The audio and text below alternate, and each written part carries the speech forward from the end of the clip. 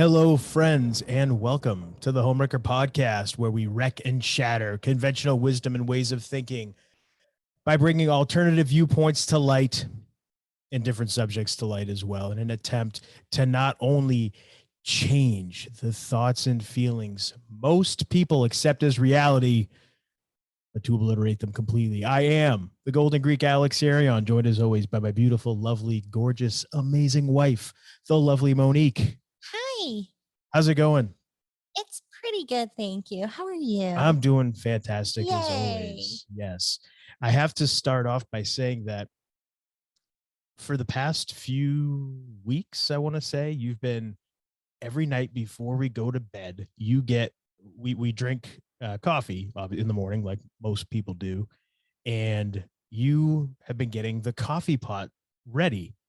And we started drinking different types of coffee because coffee just tends to not really agree with me. I get like a heartburn, acid reflux kind of thing if I drink too much of it. And I like my coffee. I've got young kids that I am in charge of, and I don't get a lot of sleep most nights. Yeah, like Charles in charge. I am Charles in charge. Yes, and so I tend to drink a lot of coffee, and so I switched to a newer coffee that's low acidic, right? And it's like tested for toxins and all this stuff, molds and all these kind of things that I guess is pretty prominent in coffee. And so we switched coffees. You didn't like it as much, but I like it, and I'm actually able to drink as much as I used to, and it doesn't bother me at all now. So it's great. And so you've been making the coffee for the past couple of weeks. So this morning, or excuse me, last night, I got the coffee ready just because I was like, I'm going to do it now this time just to be nice. And then I woke up before you for a change this morning. You got out of bed before me for a change. Whatever. The tomato. And so I come downstairs and I decide, what? I'm going to make her coffee first. So it's nice and ready. She can come downstairs. All she has to do is pour it into her mug when she's ready. It's ready for her, nice and hot. And it's freezing cold for whatever reason this morning. It hasn't been too bad. We had a couple days of like 60 something, like high 50s, low 60s. But for whatever reason this morning, it's freezing cold. So I do that. And then I make my coffee and get it ready. You come downstairs, you go, I wanted iced coffee this morning. I'm like, are you kidding? I'm laying the one time that I decide, I'm going to make the coffee. I'm going to do something nice. I woke up between 2:30 and 3 o'clock in the morning, and I didn't fall back asleep until about 6 a.m. And then our children were up before 7. And I'm getting the motivation to get out of bed. I was really warm, and I was just like, I just want like a big cup of iced coffee. Freezing cold, and she wants iced coffee. But I was warm. But this is why, for anybody watching or listening, this is why it's almost impossible to do anything in advance for you, to do any kind of surprises, because you're the pickiest eater. You may be liking something, and it's like, okay, I finally figured out what she wants, what she likes. I can do something nice anymore. And then like right then and there, like you do something, like for example, this morning I make coffee, hot coffee that you've been drinking for months now straight, and it's freezing cold. I figure, she's gonna want a nice hot cup of coffee this morning. No, she wants iced coffee this morning. So okay, why do I even try? Well, I said to you the other day, I want to start making iced coffee again. Oh, so it's my fault now because I didn't pick up on that. Our ESP mustn't have been working. Anyway, so that's how we start off the show. Yeah. Me complaining about you. Gotta love it, right? I don't mind. So we're gonna get right into a little bit. We're gonna get right into it, I should say, this week. And we have talked in the past about time travel. We've done several shows on it, and I basically, in one of our earlier episodes, talked myself out of time travel. And for the longest time, really until that show, I was so wanting time travel to be a real thing and to be something that's possible, that will happen someday, or maybe has already happened. And I finally came back around, I guess you could say, recently due to a personal experience that I had with time travel. So I thought it'd be kind of cool to talk about it this week. And I thought, why not share that experience with people? And also because it's something that I think anybody can do. Mm-hmm. And it's not what we have been led to believe it is. I think it's something completely different, but still is and falls into the category of time travel. So I thought it'd be cool to talk about that this week. And it all started from a dream I had. And I have to say that I guess I'll explain the dream kind of vaguely because I don't want to incriminate anybody or talk about any, personal kind of stuff. But it was a dream I had, and I've been sleeping horribly for a long time. But a lot of dreams that I wake up from lately, especially ever since, I have to say, ever since I could trace it back to the first time you hypnotized me. And I went back and kind of went into my past a bit. And ever since then, I feel like I've been dreaming a lot about people from my past, things that maybe happened in my past, just random people from my past showing up in my dreams. And this one that I had recently just had, I woke up from it. I was really troubled by it. And it was probably about 3:30 in the morning when I woke up, and I typed it out because that's the one thing that I was never good at, was writing down my dreams, which everybody says you should do right when you wake up because otherwise you're going to forget them. So this one just bothered me so much that I got out of bed and went to go use the restroom, and I felt like I was still kind of half in dreamland, if you will, and half here on this Mm-hmm. plane of existence. And uh it was just really weird. It was messing with my brain, and the whole time I'm walking and thinking, and I realized, okay, I need to write this down right away. As soon as I get back into the bedroom, I need to get my phone, find my phone, and type it up because I didn't have paper or pencil around me. And so that's what I did. And I actually typed it out. And the first thing I thought of was just going into my text messages and texting you. So I texted it to you. That way I had it, whatever. It's 3 o'clock. I'm still half asleep. That's what I thought. I didn't think of pulling up a notepad or whatever on my phone. So I text the dream to you. And then you wake up in the morning when you finally wake up and you saw it. And then we talked about it. I explained it in more detail to you, and you told me how you interpreted it. And again, dreams are dreams. They can have so many different interpretations. And I gave some different options as Right. to what it could mean. Yeah, because I was just it bothered me a lot. Some of the things that I was told in the dream, and it just really bothered me a great deal. And so I finally, when we talked about it, you gave me a couple of the different interpretations and things that I could maybe try doing. I said, okay, I'm gonna give it a shot, and I tried what you said to do, and you can go ahead and again, don't give too many details just to protect the innocent or not so innocent or what, just whatever. Let's not get too detailed, but go ahead and you can tell everybody what you told me to do. Well, so based off of what he said, I brought up some different possibilities of what the dream could be him trying to process. And after I had said something, he brought up about how there were some people in his past that he wasn't so nice to because something not so nice happened to him. And so he said, well, there are some people in my past that I wasn't so nice to. And I had recommended that he meditate and that he just close his eyes and then imagine those scenarios, go back in time and imagine watching yourself be not so nice to those people. And then as you watch yourself walk away, step in and apologize to that person and say, I'm not that person anymore. Say you're sorry and let them know, I'm really sorry. You didn't deserve that.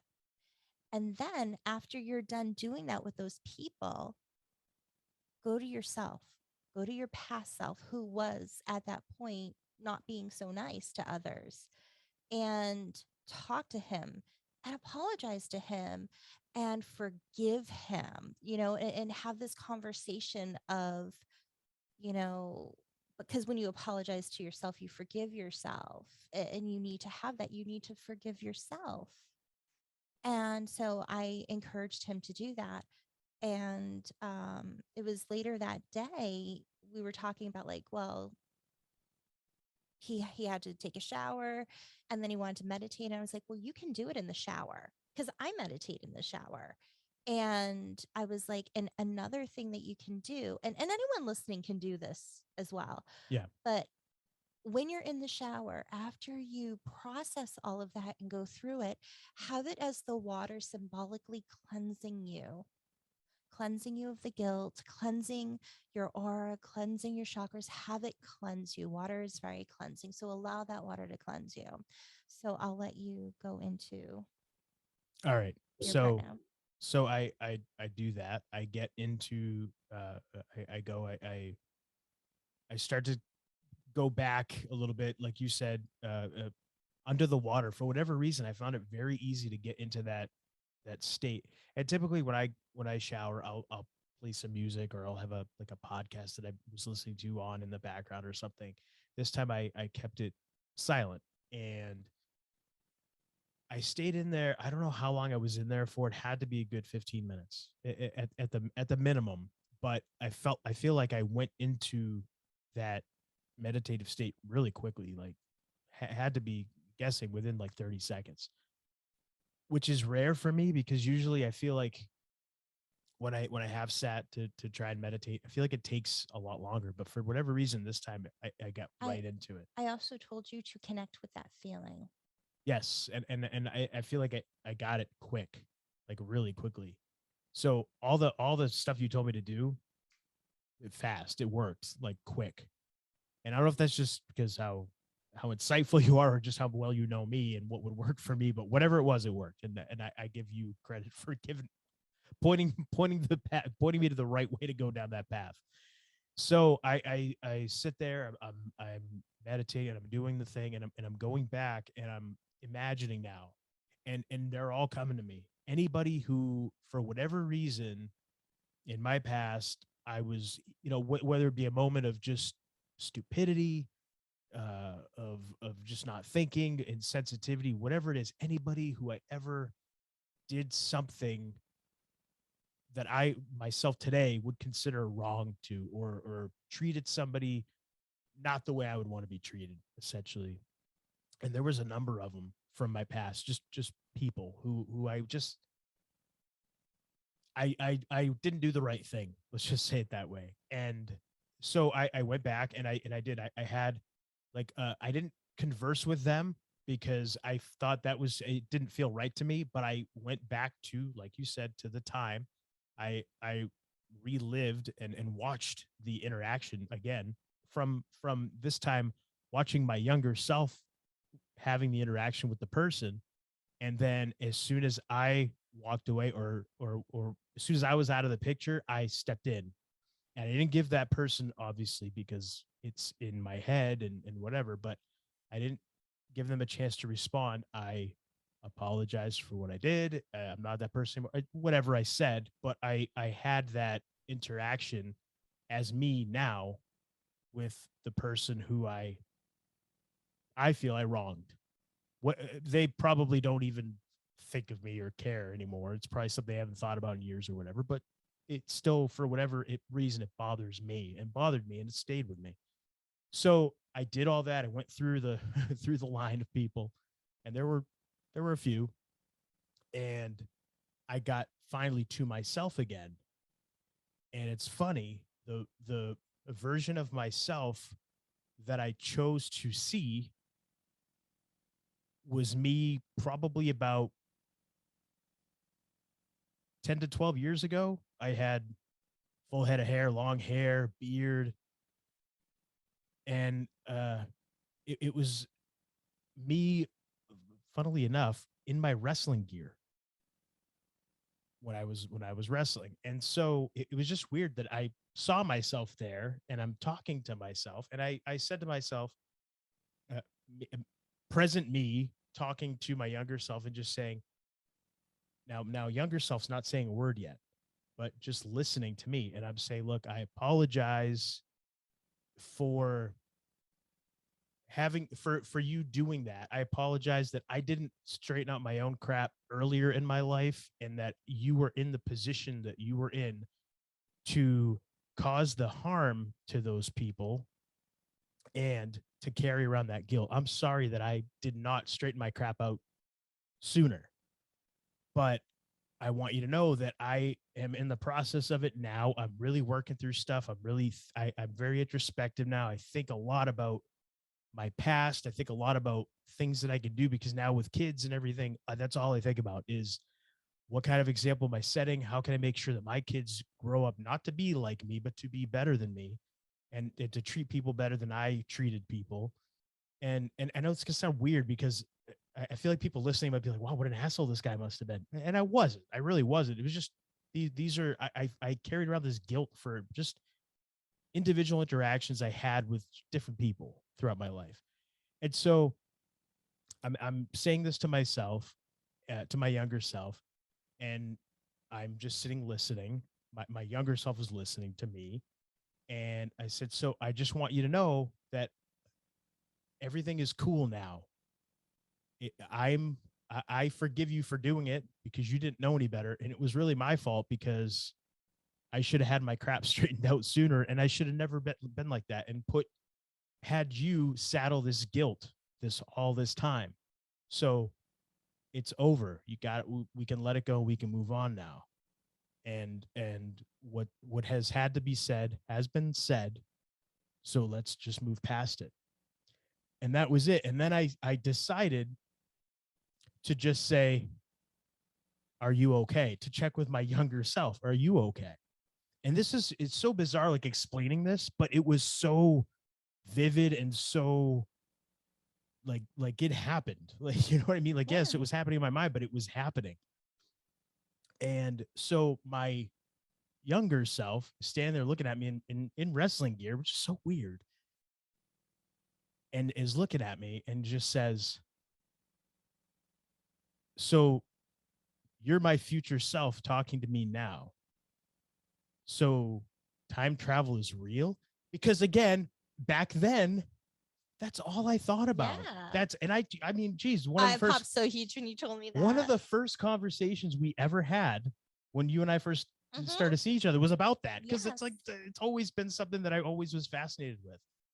And so I just, I kind of chuckled at the question, and I said, you know what? It is real, but not in the way that you think it is. Because again, we've talked, I don't know if we've really mentioned on the show before, we probably have in passing, but time's not linear. It's not what we think it is. 1945 and 2022, there are years that were made up by man. So it just is a way to explain and put reference points to things, but we made it up. It's time is not linear. There's no everything's happening. Everything's kind of happening all at once. Happening now. The future's happening right now. Yeah, it's all exactly. And I'm sure there's a quantum physics type explanation for it that I'm not going to even begin to try to explain. But so I said, yeah, time travel is real. And like I said, I chuckled when I was saying it to him, but it's not what you think. But you'll figure it out someday. You'll find out, because obviously here I am now talking to you. And I'm sitting there, young me is looking at me going, huh, okay. And I said, and just so you know, you're going to be a dad, and you're going to be a great dad. Your kids love you, and you love your kids, and you're doing a great job. So you're going to be okay. Everything's cool. Everything's great. And young me looks at me and is like, really? Okay. That's cool. I'm cool with that. All right, cool. And then he said, is there anything else I need to know? I just said, no, you just do what you're doing. Everything's going to turn out okay. Here now, I've got things. We're going to be good. We're moving forward. Everything's going to be good. You just keep doing what you're doing. Just hang in there. Everything's going to be all right. And me, young me, looks at me and goes, cool. Like, puts up the hands like, cool. All right. Awesome. Thanks. And turns around and walks off. And then I turn around and walk away, and then I kind of came out of my meditation, and sorry, I didn't come out of it right there. I turned around and I did what you said. I kind of envisioned like any guilt, anything that I was holding in about any of this stuff. I envisioned it kind of just washing away, with the water from the shower, just kind of cleansing it away. And it was crazy. I felt so relieved. I felt like a weight was lifted off of me. I felt awesome. And then I opened my eyes and then I realized, holy shit, I just fucking time traveled. Like I really just that's time travel. I just did it. And we're actually, I talked to you about it and I mentioned it to you. And I was like, it's crazy because it was just bizarre. Like just the whole, it was just still like now thinking about it, it's like, what the, and like, I've got a million thoughts going through my head. I'm trying to verbalize them so that it makes sense. And so not everybody watching or listening is getting driven nuts by my, but so we're actually laying in bed. Fast forward to last night. So this happened 2 nights ago. Well, I just want to say before we get to that, when we were having the discussion, I was bringing up too about how with hypnotherapy, when you're going back into the past, doing things in the past can help you in your present situation and your future situation. And so that is in a sense like a form of time travel. You are going back. It's not like the machine. You're going in a machine like H.G. Wells and like you're like Yeah, boop, boop, boop, boop, yeah, boop. you're It's not not a hopping in a DeLorean. DeLorean or anything. Yeah. Yeah, exactly. It's more of a mental type transdimensional energy way of traveling through time and space. And so you can make these changes in your life. And then I brought up the questions about it is, I wonder if the people you apologize to, because a lot of times when you do this kind of work, people have come forward and said like, oh, well, I did this and I worked on this with this person. And then I heard from them. Things like that come up a lot. And so I was curious, maybe if these people might, have a sense of feeling a little bit better, or maybe feeling a need for like, okay, I forgive that person, or maybe they just pop up in their mind and it's not that bad of a feeling when the name comes to mind. There's all these different things that could happen, and we talked about those possibilities. Yes. So now, last night, so this is the following night after the time traveling in the shower experience. We're laying in bed and we're watching Peacemaker of all shows. I believe we were almost to the end of it. And I said, can I pause this for a second? I paused it and whatever, great show and everything. But for whatever reason, my mind was going back to that. That's all I've been thinking about. And I thought, holy crap, I was in my wrestling gear. I had my beard, I had my long hair. When we tried to regress me through hypnotherapy, I wanted to go back. We've talked about it on the show before. I got knocked out one time in a wrestling match. I got slapped in the face so hard by a guy 6'8", 320 pounds, slapped me in the face, planned thing, but he hit me so hard, he got me just right that he knocked me out, completely KO'd me. Ooh. Just done. Yeah. Like went down like sack of potatoes, like accordion, just folded in on himself. Completely out cold. Yeah. And then I got up and I went through and I finished the match. It was like a really long match and didn't remember any of it, none of it. And it only have memory of it through watching it back on tape because I don't remember actually doing any of it. And I remember, and if you heard the story before, whatever, I'm going to tell it again for everybody that hasn't. I got to the back into the dressing room area and the last thing I remembered was going to the ring, or excuse me, standing in the back, getting ready to go to the ring. And then the next thing I know, I have a bunch of people around me. You were one of them, right? You were there. This is before you and I were seeing each other. It was before we were together, because at that point in time, I was the one who took everyone to the hospital. Yeah. That was my other job. So I'm sitting there and everybody's around me and the owner of the company's there. Jamie's sitting there and he's like, are you okay? Are you okay? And I'm like, yeah, I'm fine. What are you talking about? And like, you're okay. I'm like, yeah, why? What am I up? Like, what's going on? Like, what's happening? Felt fine. Felt nothing. Like, it was fine. And they said, you just wrestled. And so I'm like, yeah, okay, that's funny. All right. So are we up? I'm looking around for Rick, the guy I was wrestling. I'm like, where's Rick? And they go, no, you just wrestled. And so I look down and I noticed that I've got red marks across my chest from getting chopped, because this was the guy who was wrestling. That was his gimmick. He would give big chops and everything. And I look down, I'm like, what the hell? And I'm all sweaty. And so I stand up, because where I was sitting, there's a big mirror behind me. So I stand up and I turn around, I look in the mirror. My hair's all messed up. It's all everywhere. I got junk all over me, dirt and stuff all over me. I'm all sweaty. Like, what the hell? What? What are you talking about? I'm not even wrestle. What are you, the fuck? And I'm just completely like, now I'm scared, because I don't know what's going on, but I feel fine. I don't feel winded. I don't feel any pain I've got marks all over my back, because I remember he chopped me in the back. We had all these things planned ahead in advance, but I had no pain on me at all. I didn't feel winded. Like I said, nothing. Didn't feel anything. Felt fine. Felt like I was ready to go out and wrestle right then and there. And they brought over, because at the time they're taping the shows, and it happened to be intermission. We were the first match. We were the last match right before intermission. So Jamie, the owner, goes and grabs the DVD of the show and brings it over to me on like one of those little portable DVD players, and he plays it for me. He goes, "No, you wrestled. Watch." What? And sure as shit, there it is. I get in the ring. We do the thing. I get up. I'm poking the guy in the face. I slap him in the face, and then he slaps me, and down I go. And then sure enough, you see me, and I'm going through, and I watch the whole thing, and I'm doing everything, but I'm a step off. I'm really slow. You could tell I'm just kind of like out of it. It was just off. Going through the motions.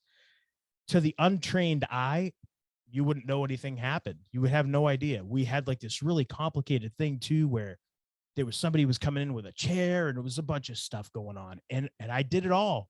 I ripped somehow, muscle memory, whatever it is, I was doing it, but I had no memory of it at all. None. So it always bothered me. And everybody thought, oh, he's got a concussion. You got to go get checked out. This and that. I'm like, I'm fine. I'm fine. I was like, do you want to go to the hospital? And you're like, no, I'm fine. I go, I really think you should go to the hospital. Yeah. You should let me take you to the hospital. Yeah. I'm like imploring him, like, yeah. I just watched what happened. You should go to the hospital.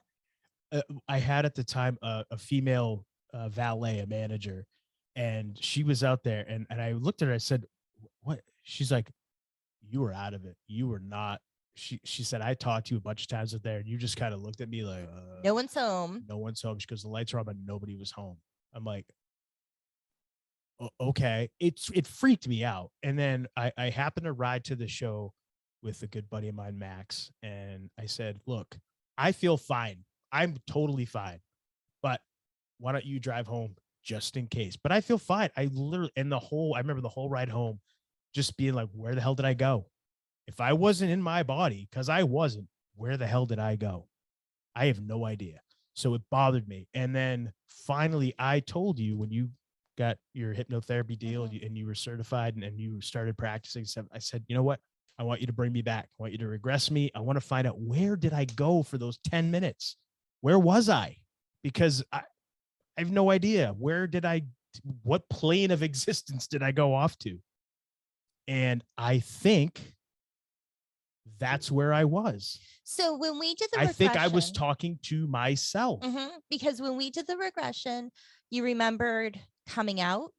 You remember getting in his face. You remember getting hit, and you're like, oh, my face hurts. And you're like talking me through things, but then it went blank. And then it's kind of the end of the match. So we got to a certain point, we got information, then we got to the end, and you're walking back at the curtain. So you got parts of it. I got parts, but there was like still a part I would not missing. Yeah. And so that was why, like, why can't we get to this part? It's like a black space where it's like you're watching a movie, the information's coming, blackness, jumping to the next part. It's like getting a government document. Declassified, redacted. And then like 5 paragraphs of important shit is all redacted and blacked out. That's what happened with the regression. So I'm sitting there thinking in bed, like, holy shit, that's where I was. I had to have been talking to me. Like I had to have, I went to talk to myself. And what's interesting is we were not together at that point, nor were we even like really talking. We'd see each other at shows. It was hey, like, how's how's it going? He was giving me the fuck off vibe that I've mentioned before in shows where I'm like, I'm really nice. I'm like, hi to everybody. And he's just like, hi. I had my reasons. Like, yeah, I know. But I'm just saying, so when you said, you know, your dad, you're a great dad, that wasn't because if we were together at the time, you would, I would think that part, if it was in that point in time, you might be like, oh, well, yeah, because of our oldest. Yeah, but we were not together. Exactly. Yeah, we hadn't even, so I was like, it was before we were together. Yeah. And it's funny because I remember shortly after that is when I really started talking to people and telling people, you know, in car rides and stuff like that. And when I say people, I mean other wrestlers and stuff, going on road trips where we talk about family and stuff. And a couple of the guys getting in serious relationships. Some guys had gotten married and had started families and things. And a lot of people would ask me, hey, you ever going to do that? And at the time I was single and I had kind of resigned myself to the fact that, you know, at this point, if it hasn't happened for me, it's probably not going to happen. And I'm okay with it. I like my time by myself. I'm all right with it. I'm not one of those people that has to be around somebody. Like, I don't mind my own company. I'm okay. I can read books. I can do things. I'm okay. It's fine. If it happens, it happens, but I'm not going to worry about it. It's okay. And so anytime that the topic would come up, I would say, but if I ever did become a dad, I'm done with wrestling. Like, I'm done. And this was after the knockout. This was after the knockout where I really started, for whatever reason. That was just kind of how I felt. So it almost makes sense that you get knocked out and then your mindset starts to change about family and wrestling.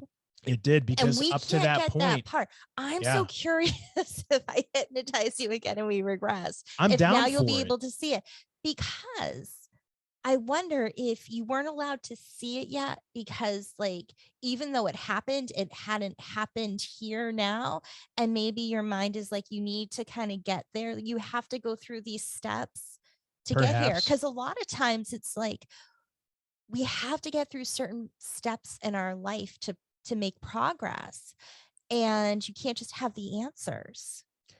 I don't know, but I just feel like at all these things starting out, as I was thinking about it, holy cow, like now this is making sense. Like this has to, I mean, what other explanation could there be? And people listening are probably like, what the fuck? What are you talking about? But I'm telling you, this all fits. It all makes sense. And and people that I would say this to, that, yeah, if I ever get in a relationship or if I ever have kids, I'm done. I'm out of the business. People look at me like, you nuts? Were you kidding? Like, no way. Like, no, seriously, like, I want to be the kind of dad that's around. And even if I don't have a big contract and I'm out doing whatever, making all kinds of money, I'm not going to miss stuff. I'm not going to miss birthdays. I'm not going to miss anything for my kids. I want to be there for my kids. If I ever have kids, that's the kind of dad that I want to be. I don't want to be an absentee father. I want to be involved as much as possible in my children's lives. That's it. And like I said, it was just kind of happened. It was weird. And I was okay with it. It wasn't like one of those things where I thought it was, you know, whatever, but anyway, so that happened. So I'm thinking that must be what occurred, that I was not allowed to see during the regression, because in my mind, I guess for my human perception, I couldn't be allowed to see it yet because it hasn't occurred for me on this level yet. Mm-hmm. That's what I'm saying. Like, you had to do that work. I had to do everything else first. You had to go through everything so you could get there. Yeah. But now, saying if we do regress me now, is it going to be, if I'm allowed now to see that, oh yeah, this is what happened. This is where you went when you got knocked out. You were talking to yourself. You were actually having a conversation with future you. And is that going to be authentic? Because now, having this knowledge, is it going to be authentic, or is it going to be tainted by the fact that I had this experience now? And You know what I mean? So I'm kind of like, do we bother going back and doing that, or do we just I mean, take it for what it is now? I have different methods. Like I have I don't know if I brought it up here. My my way to like get information based off of like I was inspired by Metallica to do a Well, way to get information from hypnotherapy. And maybe exploring that where you don't know where you're going and see if something like that comes up. Like, not having it on your mind and just kind of being like, where are we going? Where are you being pulled to? Where are you being attracted to? Where is that taking you? I got that. But what I'm saying is, since I have kind of I know, had the but aha moment myself, yeah. But what I'm is saying there is if even a you don't know where need? you're going and then it just shows up, that might be a way for us to do it. But I think if we say, okay, go back to this point in time, what happens? It is possible because it's in your mind is something that happened, but it's difficult to say. All right, fair enough. That's my only concern is I don't want to now go back and get regress and everything. And then Yeah. I have this. But it's so interesting that just the way everything happened. I think it's really cool because ultimately you time traveled while in the shower. Yeah. I mean, I did, and I did. That's it. That's it. And like I said, all these pieces now, all these things are fitting together, and I'm realizing, holy shit, like I wanted this to be real for so much of my life for so long, and then now I feel like I've proven to myself that yeah, it is possible, it is real because I just freaking did it myself. And we've had the conversations where it's like we still feel like there is a like there's time travel, like it is real, it's possible, but it's not what it's not what it's Hollywood has. Yeah, it's not through a machine. And I mean, sorry, but the government themselves, like with remote viewing and those type of programs, they've unknowingly did that by for example, certain remote viewers remote viewed I believe it was a missile location or something like that, and got the exact coordinates for it and everything, and the government went and checked it out and there was nothing there, but then 2 years later something was put in that place, going through time and space. So it's kind of one of those things where yeah, I think it is possible. Yes. And it's just not how we think or how we're told. Sorry. I learned through hypnotherapy that by going to these places, not that my instructor was like, you're time traveling, but that's how I took it. It's like, we're going to past lives. We are traveling to the past, but it's not like we're going in a time machine. It's like it's happening now. And what happens there can affect us because people go to the past and they heal and it heals them here. People do things in the present and it heals things in the future. So what you're doing, whether it's like now, in the past, in the future, it affects all different points in times because everything is happening right now. Oh my gosh, it makes me think of Spaceballs, where it's like we're at the point where everything that's right now is happening right now in the movie. So it's like, yeah, right now. How do we? We're in the movie. Wait, how do we go to then? Well, you can't. You can't. Why not? Because it just happened. When? Now. Well, how do we get to there? Or however, any minute now. Yeah, it was. If you see Spaceballs, you know the part. But it's just funny trying to explain it. That's what I feel like. Yeah, but it's true though. I mean, I really think, and it goes back to again, like just realizing and kind of always knowing inside, but realizing now, especially removing all the external distractions that we. Sorry, I keep putting I talk with my hands, especially when I get excited, and I just tend to block you out. I'm just like, don't talk. You're like, I'm just gonna block you out. For those listening and not watching, I just keep putting my arms up, and it just keeps his arms and hands in front of my face. It's blocking you. I'm blocking you. But it's we are as people again removing the distractions, like I was saying. Stopping watching the news, stopping watching TV and everything like that, and just really being selective about what I put into my brain, what I'm putting into my body, that kind of thing.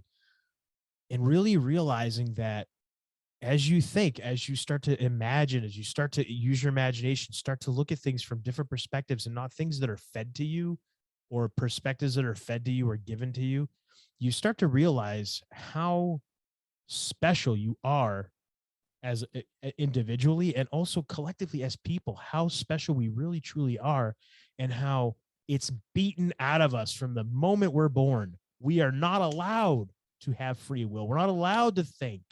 You're not allowed to do any of these things because you cannot be controlled if you have free will, if you have free thought. You're not controllable. And thus, you're dangerous to people who want to control you. They control you by letting you think that you have free will, but basically Exactly. programming you what to think and what to Exactly. do. So it's so important that you think for yourself. And I really encourage people to just, again, I've said it before, people think meditation, like I have to sit and be quiet, but just use your imagination. Yeah. Just you can do it in the shower, your bedroom, wherever, at the couch. Just close your eyes and just start imagining something and connect with a feeling. Just think about something and something that made you feel a certain way that you want to fix or you want to focus on, connect with that feeling and just start thinking about it. What happens? Like let the movie play out in your mind, or control the movie by like what Alex did. And by taking that, okay, I'm going to go apologize now. I'm going to do this. There's so many different things that you can do. Your mind is the most powerful thing It in really this is. world. Yep. And that's it. Yeah, absolutely. And that's the thing. Nobody can make you do anything you don't want to do. Nobody can make you take anything you don't want to take. They can't make you go anywhere you don't want to go. You ultimately have the power to say no. I do not want to do that. I do not accept your offer. I do not comply. I respectfully decline. You can do whatever you want because you ultimately are in control of you. You are. And people around, all the systems in our society, in our world, everything is a control system. Why? Because it's meant to control you as an individual, as a person, as a human soul, but you're not controllable if you don't allow yourself to be. And I think the more you, like I said, think for yourself and meditate and explore your mind's possibilities, Yeah, explore all the realms of your mind, for sure. you're going to start feeling more confident in, how you feel about things, and more in control and more open to being receptive and learning what's really going on in places. We just had a conversation today about something, and it was like, I know it's probably not normal to think that way about this. And Alex was like, actually, it's how you should be thinking, but we're not programmed to think that way. We're taught the opposite. So you're doing what you really should be doing. You're Yeah. thinking that way. So Yeah. yeah. And but that's just it. Like you have to, and let me be very clear. When I say not controllable, it just I don't mean to be like some wild renegade going out and do it. I mean, you don't go along to get along. You do what you want to do with your, That you're you not, feel is you best for you you. don't harm anyone else. You're not here to harm people or yourself. You're not here for that. You're here, I feel, you're here on this plane of existence. If you reproduce, have children, you're here to make sure that they are able to navigate this realm and plane of existence. I feel like You're we're here here to all to, make differences. you're here to, exactly. Thank you. I was going to go right there. You're here to make a difference in a positive way, to leave this place better than you found it, to leave some kind of imprint, a positive imprint, and make a positive impact in some way, whether it be by something you say, if you're an artist, a piece of art maybe that you Something you create do. that inspires others around you. Maybe it's an invention you make. Maybe it's just an interaction you have with a person that maybe you have a positive interaction that inspires somebody who goes on to do something great. And your interaction was the impetus for that. Whatever it is, I feel like that's why we're here. We're not here to be controlled. We're not here to get in line and go work 9 to 5 and retire at 65 and then enjoy your 10 years or 12 years left of life if you live the average lifespan. That's not why we're here. That's absolutely not why we're here. We're here to make a positive impact, to live life to the fullest, and to be happy with ourselves and with those around us. Unfortunately, that's been kind of perverted in the last couple hundred years, but I feel like slowly but surely, I think we're going to get back to that Eventually. eventually I think that's where we're going to go, because again, everything's in cycles, everything goes around, right? Yeah. And I don't know if you want to jump here, but I don't want to jump anywhere. I think we're having a great conversation right now. I don't want to jump it to just anything brought me, else. it reminded me of a piece of mail we got that I Oh, you wanted want to to talk? bring up. We could bring that. What the hell? Let's Well, bring because you're that up. talking about life and before you leave here. And Oh yes. That was not an intentional transition. No, but it just made me think about the letter we got from a local funeral home. Yeah, this was bizarre. I've never gotten anything like this before. I don't know if any listeners have ever gotten anything like, if anybody listening or watching has ever actually has worked for a funeral home or place like that. If this is a normal thing, can you let us know? Because this is for, we've lived here in our home now for almost 10 years, and it's the first time we've gotten something like this. So I thought this was interesting. I'm not going to name the funeral home, but we got a letter, and it essentially is a survey from the funeral home, and it's addressed, "Dear neighbor, we would love if you would help us out." I thought this was interesting. "Currently, we are trying to gather insight on the process of funeral planning." So right there, aren't you a funeral home? You want to gather. You have that insight. You don't have that insight already. So right there, I'm like, huh? The red flag is up. The red light's gone on. "This information will help us improve and provide the most thoughtful, caring, and professional service to those mourning a death." So you haven't been doing that already since you've been open? Oh, okay. This place has been around a while. This place has been around for a very long time. "Below is a short survey designed to inform us about the needs and wants of people when planning a funeral." Again, so you don't know that already? "The survey should take about 3 to 5 minutes. Information and results from the survey will be kept confidential." Remember that line. We're going to get to that. "Please answer the questions as best as you can and return the survey in the enclosed prepaid postage envelope. Your returned answers will help us enhance our services. Thank you in advance for your help and taking the time to answer our survey. Sincerely," and then the name of the funeral home. Question 1, have you ever overseen funeral arrangements? And it's a yes or no. If yes, was it within the last 12 months, 13 to 24 months, or over 2 years ago? Are you aware of the existence of prepaid funeral plans? That's a yes or no. Have you ever thought of utilizing a prepaid funeral plan? Yes or no. What do you expect the price of a funeral to be? And it gives a bunch of price ranges. How important to you is the proximity of the funeral home? And then important, extremely important, that kind of deal. How important to you is the proximity of the cemetery? If you have given thought to your personal funeral, which of the following would you choose? A burial or cremation? Neither. Have you made firm plans and or arrangements for your own cemetery property? Yes or no. Do you maintain up-to-date biographical information and accurate family records to assist you or a loved one with future funeral planning? Yes or no. Are your loved ones aware of your preferred funeral arrangements? Do you currently have a will? In the event of your death, who would be responsible for your funeral arrangements? Would you receive comfort knowing you can plan your funeral in advance so your loved ones would not have to stress about the arrangements? How much do you know about funeral planning and the types of services that are available? What is your current age range? They want to know how old you are. Are you currently retired? Does your household have an active military or honorably discharged veteran? What is your marital status? And then, remember that line about it's confidential? Please provide your name, telephone number, and email address. So to me, I feel like this is so they can advertise to you. I feel like this is give us your information so we can see if it's worth reaching out to you about convincing you to get a prepaid plan to plan your funeral. I think that's probably what it's for. But then like the real conspiratorial part of me goes and says, are they like wanting to kill me and they want to see if I'm ready for this? Is that what this is for? Like, do the powers that want to be, as you like to call them, do they not like things that we talk about, that we say?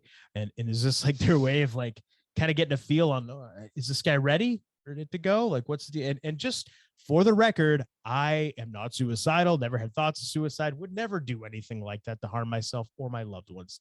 Just so it's on the record. Just an FYI. Just so it's on the government record. Listening. Damn it. But yeah, I just thought that was very interesting. Like, who the hell? Like, what is this? What is this about? I'm sorry, but I remember, I'm going to share a story. Please. When I was younger, I think I was a teenager, early 20s. But I remember telling my parents that when I die, I don't give a shit.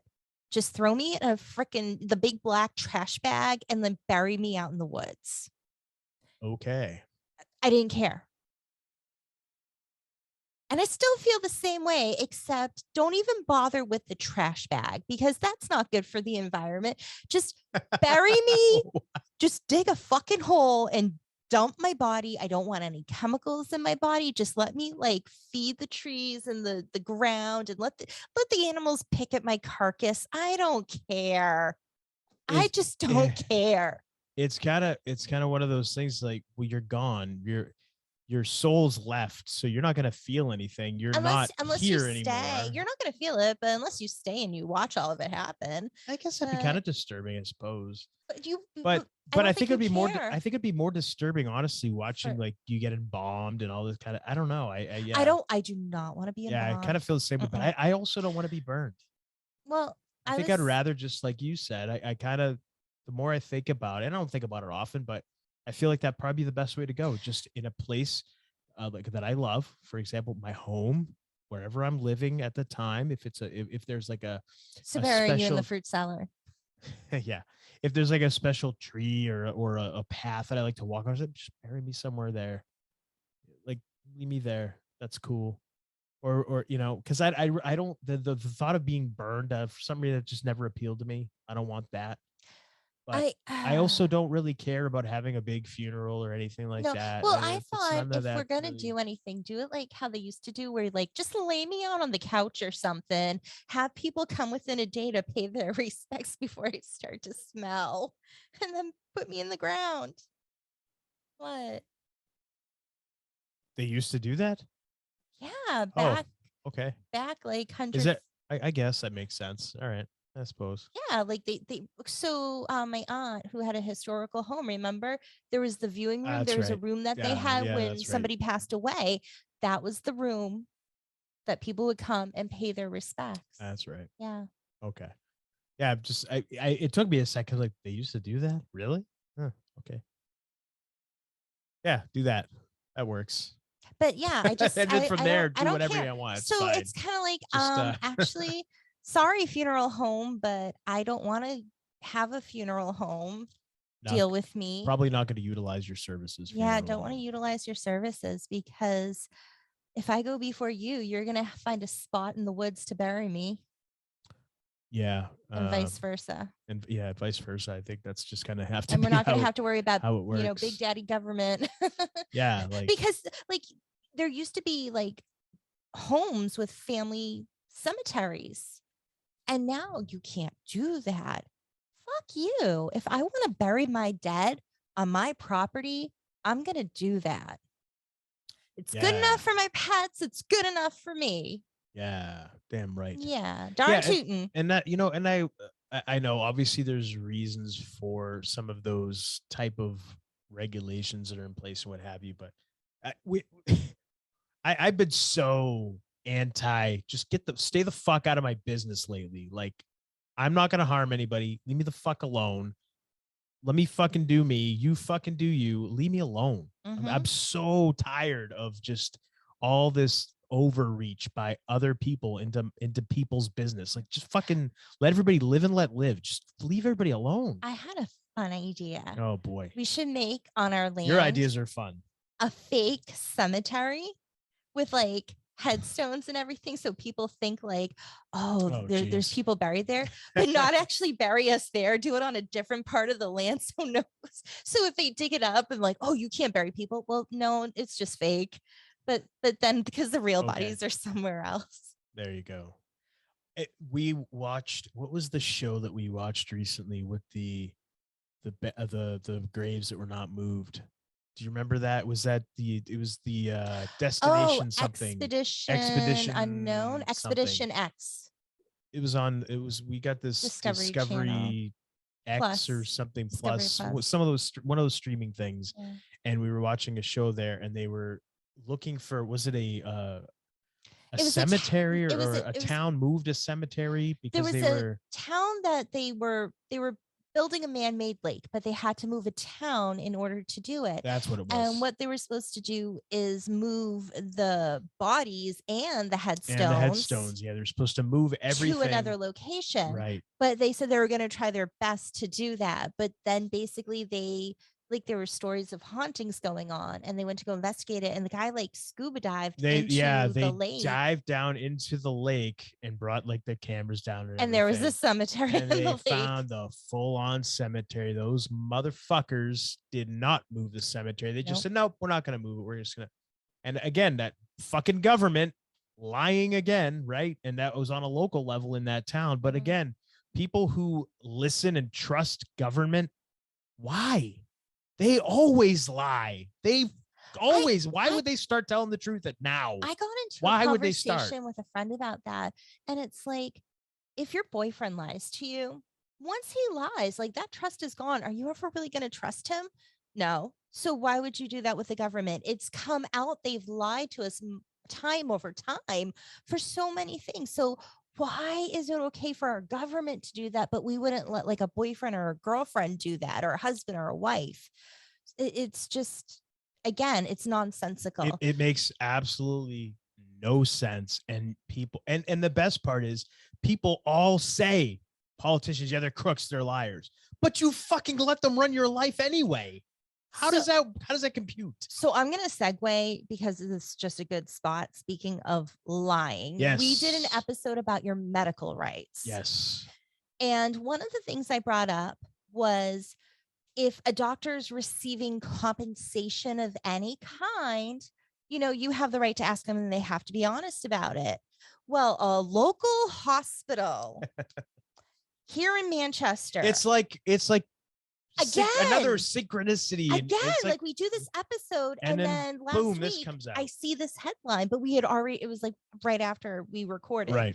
So this hospital agrees to pay $3.8 million to resolve kickback related False Claims Act allegations.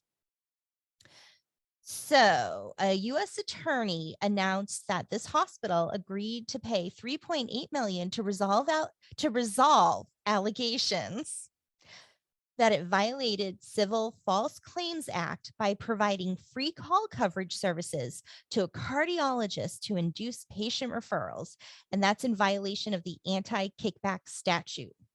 So according to the settlement agreement, the U.S.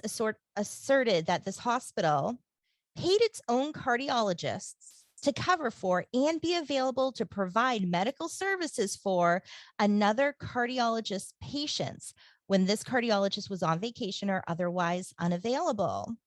And then they further alleged that this hospital provided these call coverage services at no charge.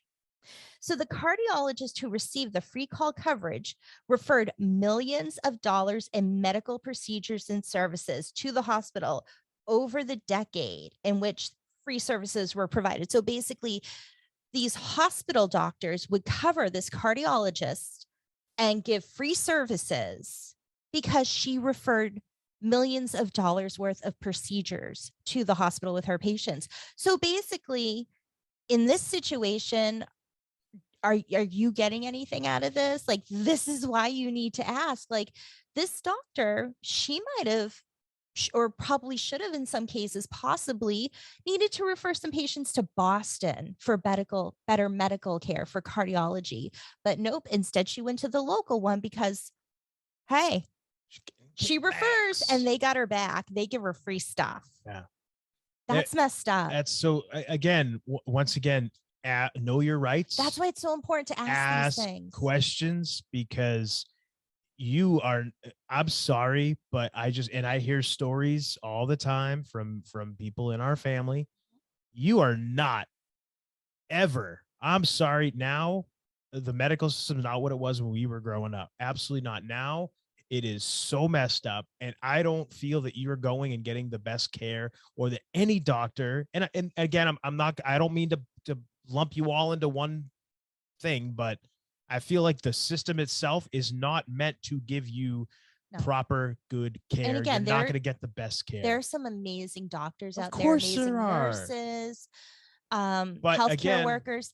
But when you have a corrupt system, it makes it really easy for the not good ones to cause big problems. Right. And you've got no way of knowing who's one of the honest ones, unless it's a doctor, right, exactly. Yeah, it's very, very difficult to know. But then what if your trust is built off of a lie because they're getting free kickbacks, they're referring you, and you think they're doing it because they know best, because you've built a trusting relationship. Sure. But it's because they get free coverage and like everything's free for them because they refer. Yeah, and that's the thing too, like how now with this comes out, right? But like as a patient, what do you ask your doctor? Do you say, okay, you're referring me there, but do you get kickbacks from them? Like, how do you ask it? You know what I mean? Like, what's the verbiage? You getting anything out of this? Yeah, you get anything out of this? When you refer to them, do you get anything in return?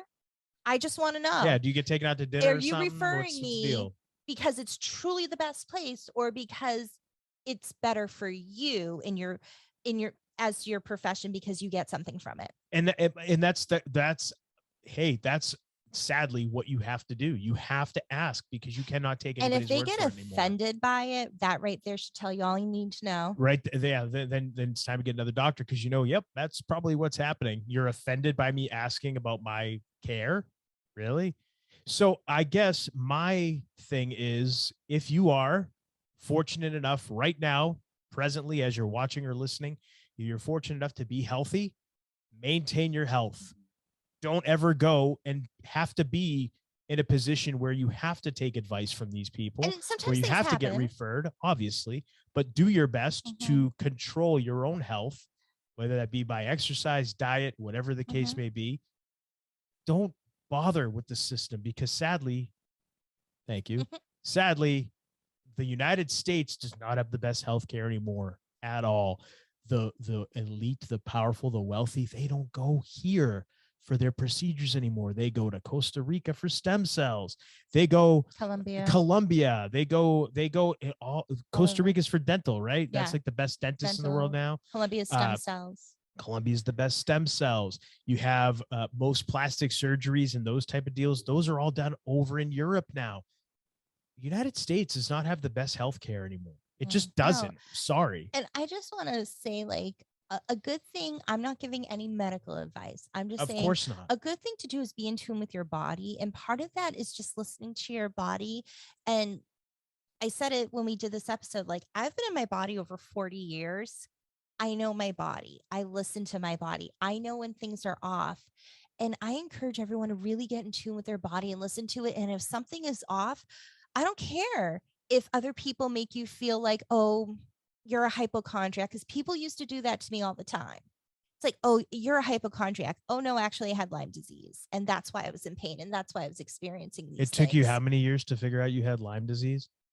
30? Oh, no, almost. That was longer than that. Well, no, because I was maybe like 12.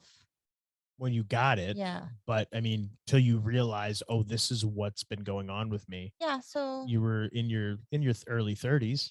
No, I was in my late 30s. In your late 30s? Yeah. Okay, well, even worse. So over 25 years. But there you go. Yeah, you didn't know what was wrong, but you knew something was. You just didn't know what. And you had Lyme disease all this time. People being like, oh, it's just in your head. And you know your body. So just get in tune with yourself. And if people are telling you like, oh, you're a hypochondriac or it's all in your head, fuck those people. You know your body. Listen to yourself and get in tune with your body, and read about natural medicine, read about plant medicine, read about traditional Chinese herbal medicine. There's so many different things where like you can heal yourself with a lot of stuff. And I really encourage people to just do that extra work, that extra research. And absolutely. Take advantage of that. Yeah. Experiment with your diet and give your diet time to see if it actually helps. I mean, I essentially healed most of my health issues just through eliminating certain things from my diet, to the point where I could actually start eating those things that were bothering me again, because I healed. Yeah. I was able to heal myself. And it's just, people go, they cut out meat. Other people just eat meat. Everybody is different. So don't just because a celebrity says this worked for me, you want to try something, great. But remember, everybody's different. So just because a doctor says, do this, okay, the doctor knows what works for most people, but you're not most people. You're not most people. You are you. Mm-hmm. Always just remember that kind of stuff. And again, not medical advice, but from my own personal experience, that's what worked. Just taking time and trying to figure out, and like you said, get in tune with your own body and just learning to recognize the signs. And something else I just want to mention Yes. is if your husband or wife, you guys, what works for one doesn't work for the other. So if you have to do two different things, that's okay, because totally stuff cool. that works for him doesn't work for me, and stuff that works for me doesn't work for him. Right. And as much as we want to be doing the same stuff, we can't because it doesn't work. So I don't want people, if that's going on, being, thinking like, oh, well, because, we're together and we want to do the same thing. It doesn't work. It could. I mean, you can try, if but it doesn't work, it's for a reason, is what I mean. So don't let that bother you. And I know that can be kind of off-putting, especially, and a lot of couples can get, it's almost kind of like a pain, but look, what's more of a pain? Being in pain and being unhealthy, and further down the road, paying the price for not just taking these small inconveniences and doing them now, so that both of you, if you're in a relationship, can be healthy, or you want to just, deal with it later, keep kicking the ball down the road so you can't get kicked anymore. And then you're going to a doctor who's maybe referring you to somebody who's taking them out for, a couple of rounds of golf now and again or something. You know what I mean? Like, so just, we do not get kickbacks from anybody. No, we get any advertising we do is for ourselves. That's it. So, all right. I think that's a good place to kick off. We talked about time traveling in the shower. We talked about funeral home mailings and surveys and stuff, and another synchronicity with the show we did. So hopefully everybody's gotten their fill of us for this week. We, as always, appreciate you listening, appreciate you spending your time with us, as always. And if you got nothing else to add, my beautiful lady, I think this is a good time to say I am the Golden Greek Alex Arion, and I've been joined, as always, by my beautiful, lovely, gorgeous, amazing wife, the lovely Monique. And you've been listening to the Homewrecker podcast. We love hearing from and interacting with our hearers and watchers. Feel free to reach out to us on Twitter at HomewreckerPod. You can also visit our website, homewreckerpodcast.com, where you can check out past episodes and pick up some Homewrecker podcast gear from our online store. Also, if you haven't already, please hit the subscribe or follow button wherever you're hearing or watching our show. That way you can be notified whenever a new episode drops. We're on all major podcasting platforms, and you can check out the video versions of our show at YouTube and Brighteon. You can also find Monique in a few places online as well. I'm on Twitter @_MoniqueGiselle_. If you're interested in a tarot reading, organite, incense, candles, and other cool things, you can go to my website, tarotbymonique.com. Or if you're interested in hypnotherapy, you can go to innerstandingshypnosis.com to schedule a free 20-minute consult. And follow me on Twitter @MoniquePCHT. And Alex, how can people find you? You can find me on Twitter @TheAlexArion. And you can check out my website, AlexArionFitness.com. And if that's too much to remember, we get it. That's why we put it all in our show notes. Thanks for spending your time with us, and we appreciate all of your support. We do. Thank you. We love you.